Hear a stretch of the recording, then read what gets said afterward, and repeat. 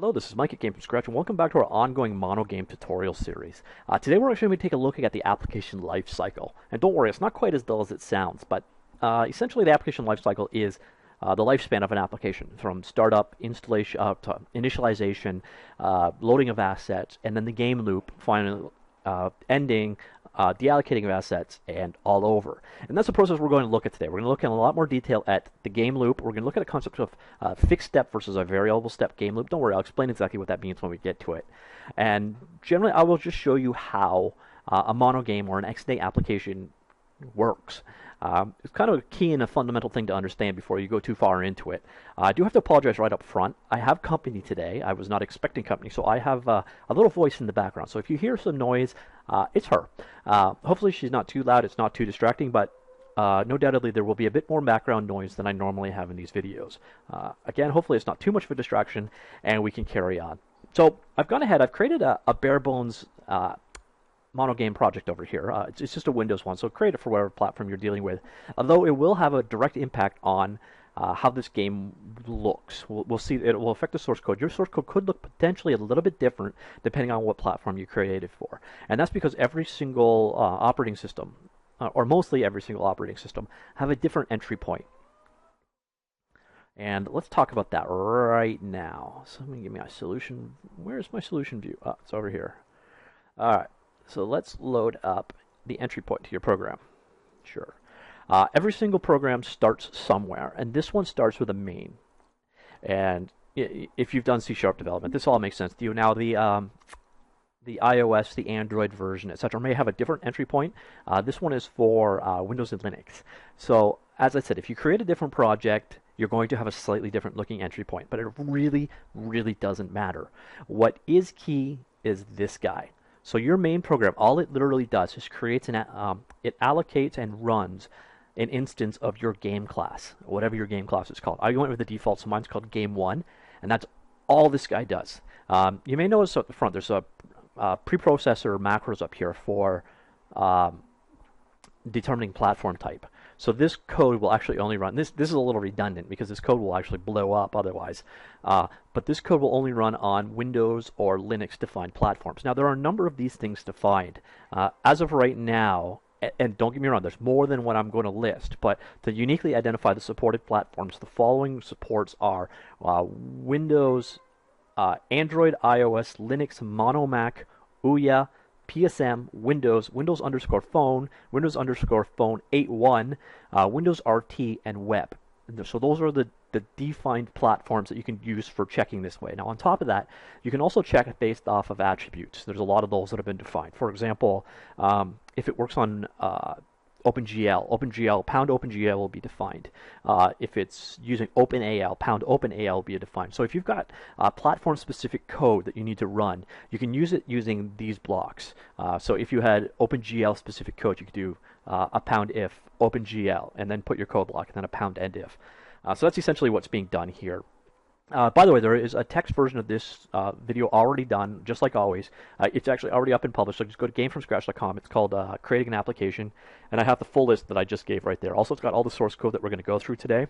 Once again, I assume you've gone through all the previous tutorials at this point, so anything I've covered in the past, I will not be covering again.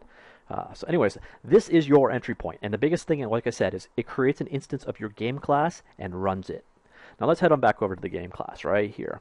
Now, this guy inherits from Microsoft.xna.framework.game, and it is your primary game object.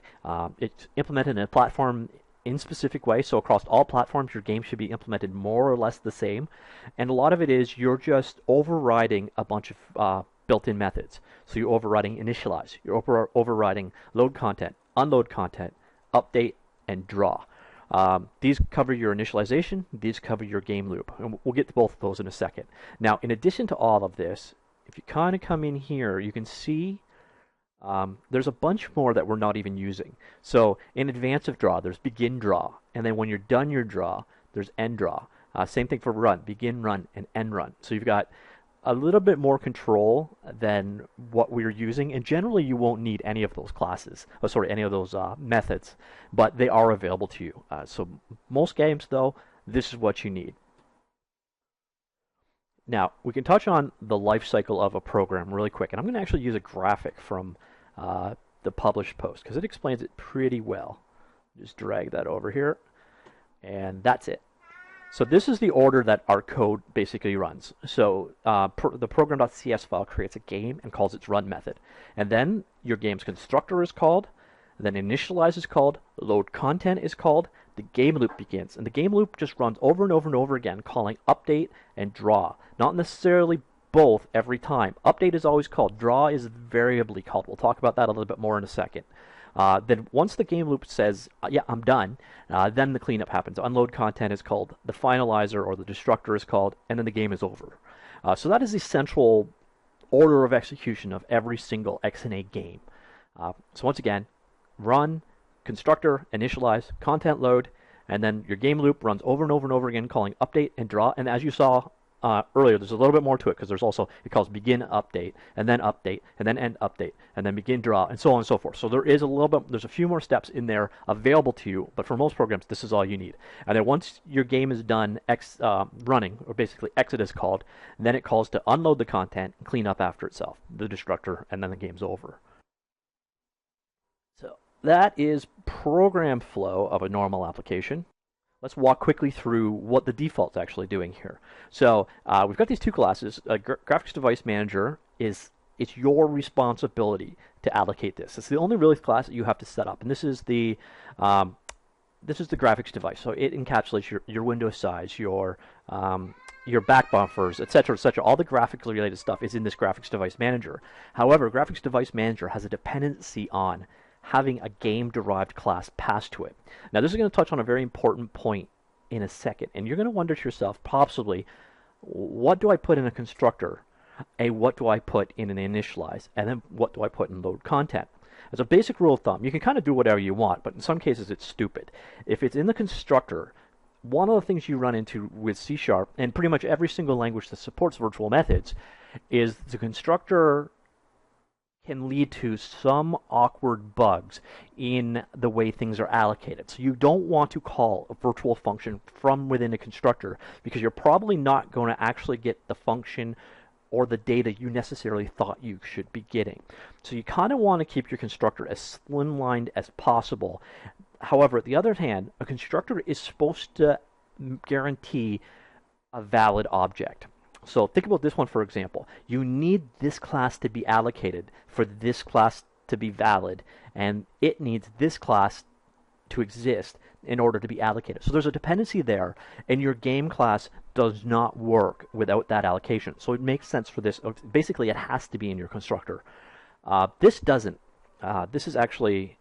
Actually, you know what? There might be a dependency on the root directory being defined. So if it's something that has to happen, and it's not a long-running process, put it in the constructor. Anything else, if it's loading of content, so basically if you're loading it from file, from memory, across the network, whatever, put it in your load content.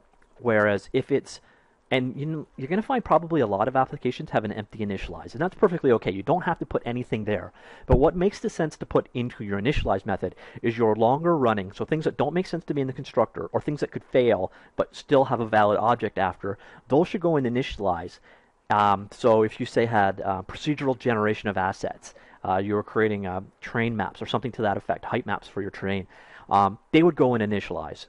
They could go in load content, but the purpose behind load content is to load and unload assets. So basically, if it came from the content manager, it should probably be loaded here and then unloaded in unload content. So that's kind of the breakdown of these. Constructor is called, the very first thing ever called when creating an object is the constructor. It's guaranteed to be called, but all you should really do in there is create state for that class that needs to be done. So for the class to be valid, it should be in the constructor. Otherwise, it shouldn't. So you want to kind of merge all these three together, but you really don't want to. It's a bad idea. And then the number one rule, and you can get away with it, but it's not a good idea, is do not call any overridden method in your constructor. So stay away from that. So this constructor is perfectly valid. This initialize is doing nothing. It's just calling to this base class. Load content is loading a sprite batch. We'll talk about the sprite batch Actually, we won't. We're actually going to talk about the graphics later on. I'm a little curious why they actually implement a sprite batch in their base class when it is not needed in the slightest. But don't worry about sprite batch. We'll cover it literally in the next tutorial where we're going to get into graphics work. So ignore the sprite batch for now, but this is showing an object being allocated. And in my humble opinion, to be honest, this doesn't really make sense to be in load content. It should probably be in initialize. But I didn't do the template, someone else's work. Unload content, there's no content to unload as of yet, so we'll just ignore that for now. And then you've got this update and draw. These are essentially the heart of your application. If you've ever heard the expression game loop, these two go together to form your game loop. You don't have a game loop in your code, but a lot of times, almost every time you create a game from scratch using no engine, you are going to implement a game loop. And a lot of times it's, well, not done, check for input, update the screen, if you've got physics, update physics, and then repeat. And that's a simple game loop. In this case, it's actually going to be XNA calling these tasks for you. So the loop is in XNA, or MonoGame, but you handle each step by overriding these methods. And that's essentially what a game loop is. Now, the speed and the rate and how these things are called, that we will touch on in a little bit. But to make sense of this, let's add a little bit of logic to our game here, because right now it does absolutely nothing, and that's a little boring. So all we're going to do is draw a red square on the screen. So we are going to use the sprite batch, but I'm going to explain the texture process. Everything I'm about to do, just ignore it. So just type it in and consider it as magic code, and we will cover it in a lot more detail in a future tutorial. It's not really important. It's not the topic of this tutorial, but we need something to do. So we'll just jump ahead a bit. So don't worry at all. We're going to cover all of this stuff a little bit later on. So we need a texture and we need a position. And I'm going to go into my initialize here, and that's where we're going to create these things. So,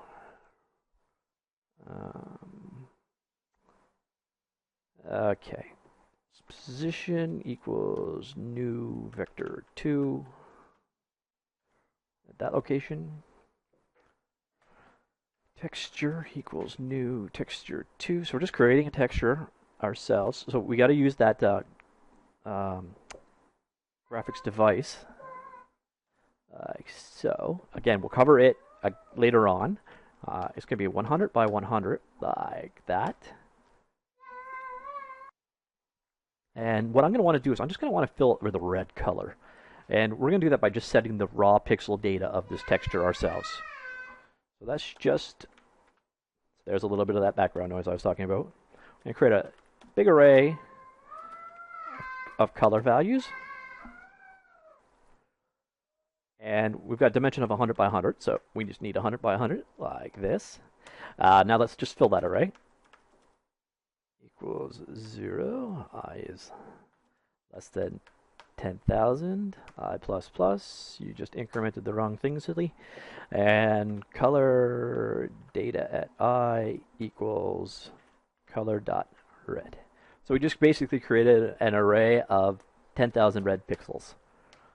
And now we just finally have to set those to our texture. Texture.set data, color value, and pass in your color data.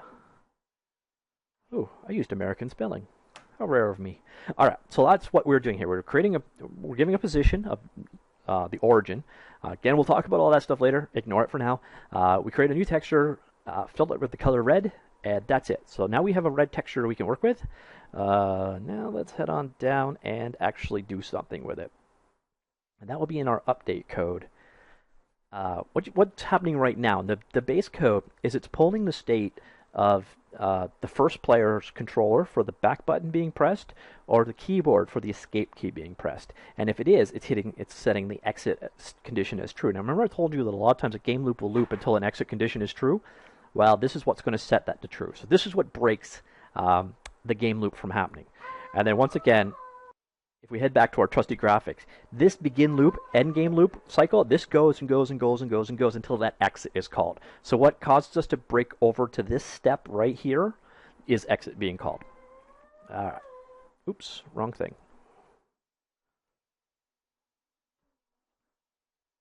But now I'm going to show you something very key, but I'm going to show you in a very simple way. You want to generally separate your game logic from your drawing. In draw, it should be graphics only. And then all of your updating of your game should ideally happen in update. And we'll explain why. We'll understand this very shortly. But so what I'm going to want to do is just increment the position each frame. So every frame, just add one pixel to the right of the current position, and then we're just going to do a wrap. So if position x is greater than this graphics device viewport width. Again, ignore that. We'll cover graphics stuff later on. Position x equals 0. So just roll off the side. So if you go off the right-hand side of the screen, we'll roll all the way back to the left. Then make sure you've got your base update call so that the earlier methods of this class, the class we inherited, actually get called as well. And then our graphics, again, just completely ignore what I'm about to do here. We'll cover this later on. So this is clearing the screen in blue. And this is calling down to the base, the function method we overrode. So in between, we just want our sprite batch to begin, default values, and then we want sprite batch to draw our texture at our position, and we want our sprite batch to end. Ignore that completely. I will explain sprite batches in detail in the next section. So just think of that as magic voodoo to draw stuff on screen. And in theory, if we did everything right, now we go ahead and run this, we should see that. And if I let it run long enough, it'll scroll off to the other side. Unless I screwed up my game logic, in which case it won't. I'll let it continue until it gets to the end.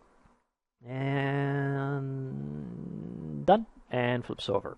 Alright, so you just created your very first game that actually has something happening on screen. Congratulations. Now let's look at the logic a little bit more. Now, I've lost focus. Let me get another window up on screen here so I can show you side by side. Okay, so our game does not have focus now, but you notice it's still updating. So lose focus, still updating. A lot of times you're going to want to pause your game. And this is fairly easy to do. Actually, it's incredibly easy to do because what is advancing your game loop? So what's causing the next update and the next draw to call is you actually calling base.update. So if we don't call that, we don't update the game anymore and we're effectively paused. So let's look at implementing that. And it is very, very easy. All you do is check is active. And if it is, update everything. If it's not, don't do anything. Now your game won't advance at all if it's not got focus.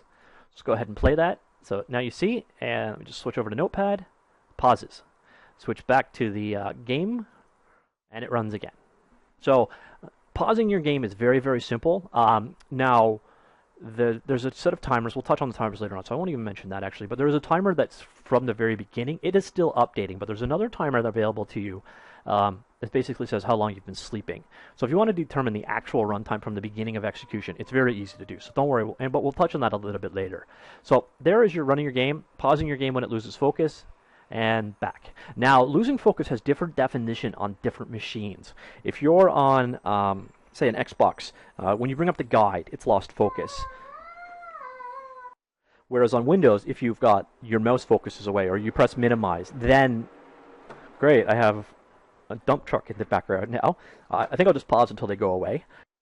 Of course, you don't have to implement anything at all. You can just let the game run when it's not in focus, and when your users come back, they'll probably be dead. Now, it's possible that you actually want to get notified when these happen. So when it is activated, you may want to respond accordingly, or when it's deactivated, you may want to be to respond accordingly. And there's two ways to do this. One of them is actually sort of frowned upon, I believe. Probably just because you can easily leak event handlers like this. But the first way is we could respond to activate it. So on the activated event, let's go ahead and set up a lambda on this one. So it takes sender and args like so, and this dot window dot title. By the way, setting the window title is that simple. It will say active application. Like so, I think that's it. Oh, I missed my semicolon. Semicolon, like so. And as you probably guessed, deactivated is virtually identical. Other than the fact that it's called deactivated and unactivated. Okay, so it's not deactivated. Oh yeah, no capital on the A. deactivated or activated. So you can respond to those events this way, and now I'll show you the effect of that. So active application, you can see by the title. Switch over. Unactive, active, unactive, active, unactive, active, unactive. All right, I'll stop doing that now. So you can easily do it that way. Now hooking up an event via Lambda can cause, you can't easily minus equal out the one you just created. So there's another way to do this. And basically they are calling an overridable method in your code, and you're just going to override it. And that is a matter of protected override void. Oh, here, let me kick into. Oh, I don't have it. Presentation mode.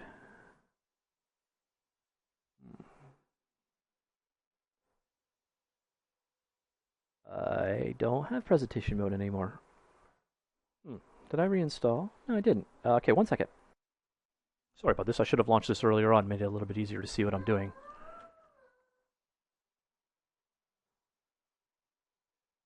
There we go. Sorry about that. Let me just minimize that. So code should be a little bit easier to read now. So let me just go protected, override, void, and then it's on, activated, like so. And you can do the same basic result. So window.title equals activated app. And then its opposite on deactivated, and we'll say, make up words here, and we'll go ahead and run that, and the exact same result. Let's switch over. I'm not going to do the same game as before, but as you can see, active and deactive is called. So those are two ways you can actually handle that event when that event occurs. So when you lose focus, you can either respond to it there, but really you don't really have to do anything most of the time, because this value is automatically set for you. This is active, it's being set regardless. So you don't really need to handle the event. But if there's something specific you need to do, load out things from memory, something along those lines, that's your option. All right. Now let's talk about the game loop for a second again, and I need to introduce a concept to you that's sort of potentially new. There is a fixed step versus a variable step game loop. And by default, you get a fixed step, 60 frames per second game loop. Now, that's not to say that it magically gives you 60 frames per second. What it's saying is it's going to try to give you 60 frames per second and no more. Now, what happens, what Xnate does, and it's a good way of doing things, it calls update at that rate. So if you've got a 60 frames per second as your target game loop update speed, it calls update 60 frames per second, and ideally it calls draw 60 times per second as well. Now, what can happen though is sometimes you're running on a phone that just doesn't have the horsepower to draw at 60 frames per second. You've got two options. One, you could set the fixed rate down to 30 on all platforms and have it just hopefully you can maintain the 30, but then in the case where it drops below 30 for some particular reason, you're up the creek anyways. So what you want to do is have something called frame skipping. And that's exactly what, by default, Xnate will do. If it starts dropping below your targeted frame rate, so if you can't maintain that 60 frames per second, it starts dropping draw calls. So it keeps calling update as fast as it can, but draw only gets called periodically within there until it catches back up and hits that target again. And that is called, there's a value called, I think it's frame skip. There's a value that's actually been put in by the Xnate team. We'll cover it in the next section, I believe. Actually, no, we won't. There's a property in there called maxi elapsed time, which was added by the MonoGame team, which is the maximum amount of frames to skip between the two. So even though it'll call draw as many times as it calls update as many times as possible, it could start skipping draw calls until it's running at the ideal speed. This MonoGame extension called maxi elapsed time is the maximum amount of skips that it'll take to make up the difference. Now, I don't know what actually happens when you hit that, so I don't know how they're enforcing that, because if it's not fast enough, it's not fast enough. So I'm not sure the magic they use to get around that, but there is an override. Okay, so that's how things work by default. It uses this this frame skipping method. Now, like I said, out of the box, we're doing a speed of about 60 frames per second. Let's go ahead and we'll use our title to show us. So in our draw call here, let's do a very simple. I guess I need to explain something before we can go on. In your update and your draw call, you'll notice there's a parameter that passed into each one of these, and this is a critical parameter. This is your the delta. This is the amount of time in game time form. So seconds, milliseconds, etc., all in this structure. This is the amount of time that has elapsed since the last time it was called. And these are separate. Okay, so this is a different value. This is a different value from this. But basically, from the last time update was called to this time is passed in here. The last time draw was called to this time is passed in here. So you can generally get a gist of how long each call is taking. And we can use that to calculate our frame rate, or at least roughly calculate it. There are better ways of doing this, but this is a nice, quick, and easy way to do it. And your frame rate is simply... And your frames per second can be calculated by dividing 1 over the elapsed time in seconds, which is going to be a number as a fraction dot 0.01 type thing. So you got these two times. You got the elapsed time. That's what I was talking about, the amount of time that's elapsed between the last call and the current call. There's also total game time, and that's the amount of time since the game started. And remember when I said earlier that value isn't necessarily stopped when it's paused? That's the case. This is not actually stopped when it's paused. So this will continue to increment even when you're not updating. So just be aware of that. But there is also, what's it called? Sleep.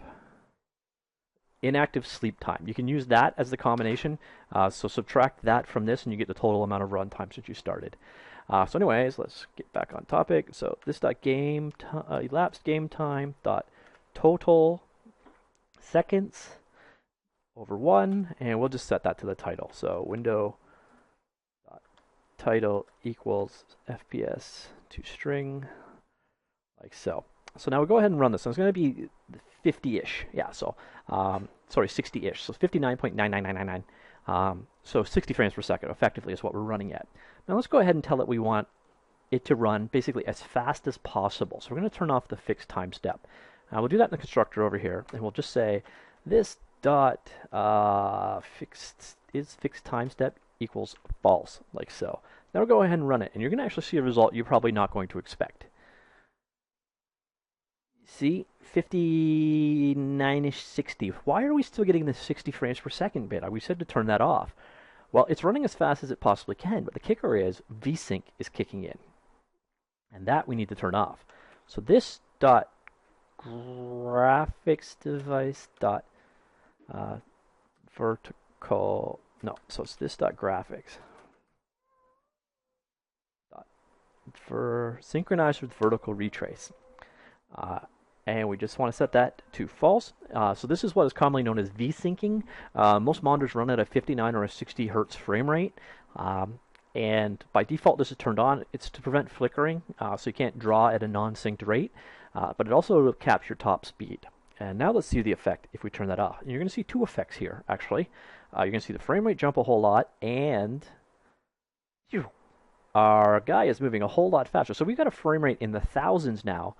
But we have an update that is not exactly what we'd like. And your problem is going to be now, your updating position speed is going to be dependent on the computer. And I'll show you what I mean right here. In update, all we're doing is updating by one pixel actually, every time update is called. But update is going to be called based off of the speed of that computer. So what you want to do is normalize the update amount. And this is a naive approach. This is going to run at a completely different speed at all different computers and devices. You obviously don't want that. And that's where this game time comes in very, very handy. Because you can use that, as I said, to normalize the amount to move something. And so instead of moving by 1, let's move by a rate. So we want to move it by, say, 60 pixels per second. So 60, and that's obviously not going to do it because that's going to move it by 60 units every time it's called.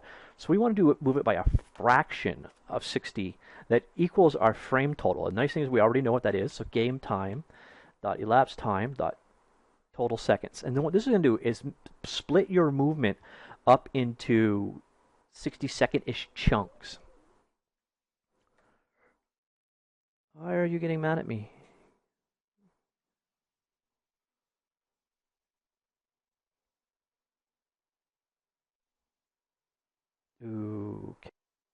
Okay. Total seconds is a double. We'll just cast that down to float and we'll be happy. Like so. So now what we're going to do is basically, as I said, split it into 60th of a second chunks of, well, actually, still that's correct. So whatever our update speed fractioneth of, so in 1 second's total time, we'll have hit 60 seconds. And let's see that in effect.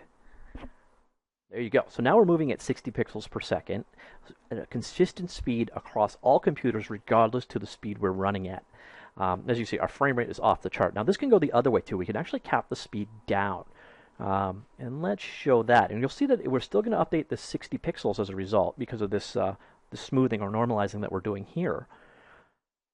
But let's just change this. So we want a fixed time step instead to be true. And we want to actually specify what the time step is. And that can be done by dot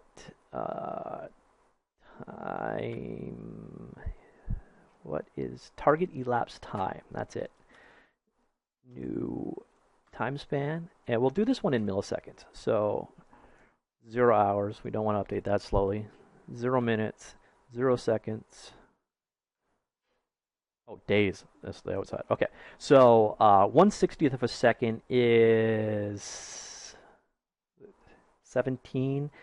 So 30 frames per second is about 33 milliseconds per frame then. And that's what we'll go ahead and do. We can't do it perfectly on because this is int values here. So we can't do fractions. But this is going to be approximately 30 frames per second now. But you're going to see we're still going to move by 60 pixels. Nice and smooth, same movement rate. And you see up here we're 30.03030303. That's because we don't have we're losing a little bit of precision in our timestamp call. But that is what this is doing.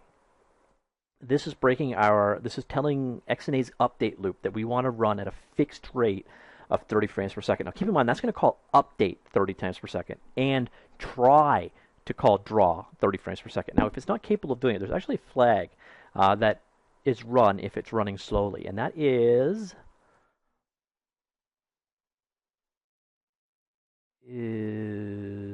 running slowly. What is it called? Why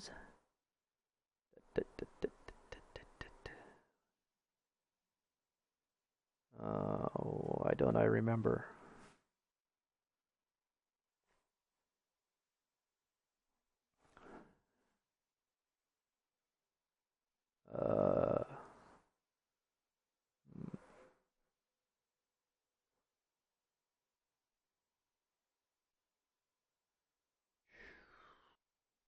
Sorry, my bad. It's actually being passed into the GameTime. So if you look at the properties of your GameTime, there is this method called isRunningSlowly. And this will be set to true if it's not able to maintain this target time step.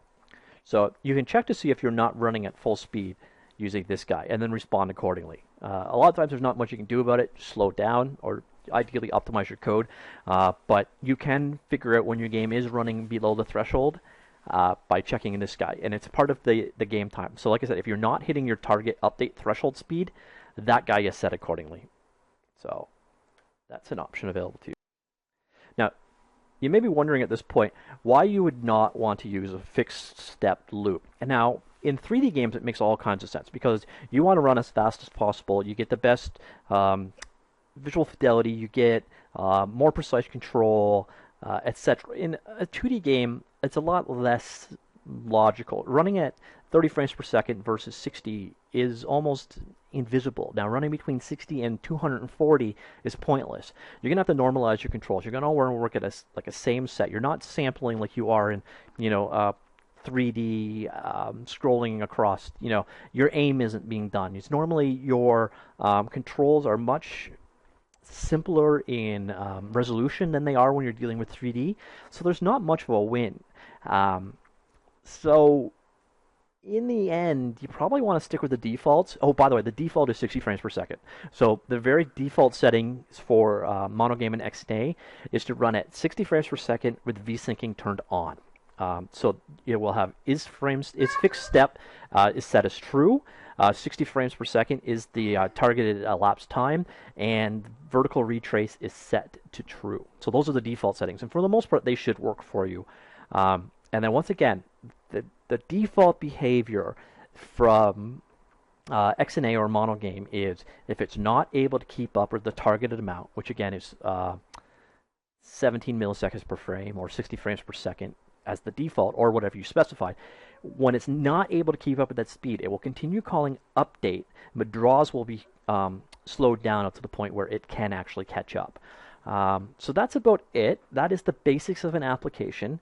Again, it comes in, you program your entry point, which is going to change from platform to platform, but the biggest thing that it does is it creates an instance of your game object and calls its run. That is going to cause your game class's constructor to be called, then initialize, then load content, and then the game loop loops. Now, of course, there are other methods for higher fidelity, like begin and end draw, begin and end update, but most of the time you're not going to need that level of control over the event loop. But your game loop then kicks off until exit is called, and all that's really going to do is call update, then draw, update, then draw, update, then draw. And if it can't keep up with the frame rate, it's going to call update, update, update, draw, update, draw, update, draw, update, update, draw, kind of thing. So it's going, that is the procedure, but for the most part, as long as everything's running fine, it's literally just going to sit there and as fast as possible call update and draw, unless you have this fixed time step on. Then what it'll do is call update and then draw and then wait until whatever your fidelity is set. So if it's taken, let's see, 17 milliseconds is 60 frames per second. So if your draw call takes 5 and your update call takes 7 milliseconds, you've got 12 milliseconds done. It'll just sit there, wait for 5 milliseconds, and then start the next frame. So that's how a fixed frame will work. So that's essentially the two options you've got available. There's not a lot of details between them, but a key thing is remember to do all of your movement code relative. So you can't update the position of your characters, of your world entities, without taking into account the amount of time that is applied. Because heaven forbid things slow down, and you will have some computers running it faster than others. It can be virtually unplayable. This actually used to happen a whole lot with PC games in the past. There was a turbo button that they had to turn off because the early games were written to be run at like 2 or 4 megahertz type thing. So when the computers came up to like 16 megahertz or 18 megahertz, they were played way too fast to run. So they had this turbo button so you could run it like basically turbo was the exact opposite. And it was a slow button to slow things down. And that's going to be the effect is if you make your game run at the speed of the processor, it's going to run like garbage across different machines. So be sure to take an approach like this so that you automatically normalize your movement amounts based off the current frame rate that you're running at. And that's about it. And then when you're done, I haven't actually done it here, but I didn't load any content. I just created something. But I can go ahead and I guess I can show a dispose. In your unload content, that's where you get rid of things. All we've got so far is that actual texture, but it is a disposable item. Now, disposable item means that it's a managed resource. It loaded something from disk. One of the into memory. Its life cycle is determined by you, not the garbage collector. So if it's disposable, it's kind of your job to get rid of it. You can leak memory. It's kind of a fallacy that C# can't. It very much can. So when you're done with a fixed resource, be sure to call its dispose method. Now, you're going to call this right before you exit your program, so it's not really dire if you miss it. But anything that implements disposable should really be disposed of. That's what this call does. And that'll free up the memory that we used here when we created our texture. Normally what you'd use unload content for is cleaning up things that you've actually used the content pipeline to load. But in this case, we created it from scratch. Again, in the next section, we're going to talk about graphics in more detail, so skip ahead to that. This was mostly about program lifecycle, game loops, etc. I hope you found that informative, or at least useful, or at least not completely boring. Sorry if the background noise was annoying today. Next video should not have that. All the same, thank you very much.